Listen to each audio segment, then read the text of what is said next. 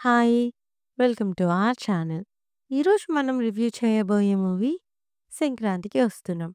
మన 'వెంకీ మామ' అండ్ అనిల్ రావిపూడి గారి కాంబోలో, ఐశ్వర్య రాజేష్ అండ్ మీనాక్షి గారి కాంబోలో వచ్చిన మూవీ ఇది. స్టోరీలోకి వెళ్తే కూల్‌గా ఫ్యామిలీతో టైమ్ స్పెండ్ చేస్తూ హ్యాపీగా ఉండే ఎక్స్ పోలీస్ ఆఫీసర్ మన 'వెంకీ మామ'.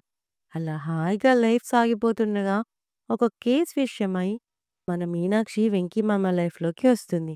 ఆవిడ మన హీరోకి ఎక్స్ గర్ల్ ఫ్రెండ్. సో, ఇక్కడ నుండి స్టోరీ ఎలా వెళ్తుంది? అసలా హీరో రిటైర్మెంట్ ఎందుకు తీసుకున్నాడు? ఆ కేస్‌కి మన హీరో హెల్ప్ ఎందుకు అడిగారు? ఎక్స్ మళ్ళీ రాగానే హీరో ఫ్యామిలీ లైఫ్‌లో వచ్చిన చేంజెస్ ఏంటి అనేది ఈ మూవీ స్టోరీ. పాజిటివ్స్‌లోకి వెళ్తే ఇది out and out comedy family entertainer. ఒకటి కాదు, 2 కాదు. ప్రతి 10-15 మినిట్స్‌కి ఒక కామెడీ సీక్వెన్స్. అది కూడా హిలేరియస్‌గా ఉంటుంది. వండర్ ఏంటి అంటే, అనిల్ రావిపూడి అనగానే అందరూ చేసే కంప్లెయింట్ క్రింజ్ అని. బట్ ఇందులో క్రింజే లేదు. అదే వండర్.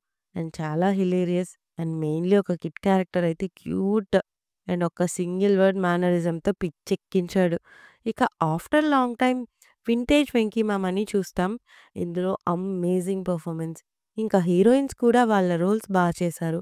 ఇక నెగెటివ్స్ అంటే ఓవర్ డ్రమాటిక్ మూమెంట్స్ ఉంటాయి.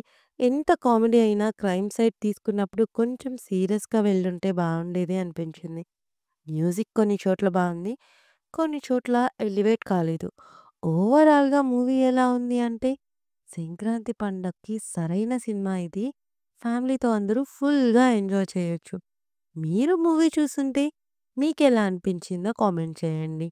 'వెంకీ మామ' ఫ్యాన్స్ ఉంటే సబ్స్క్రైబ్ చేయండి. రివ్యూ నచ్చితే please like, share and subscribe. Thank you.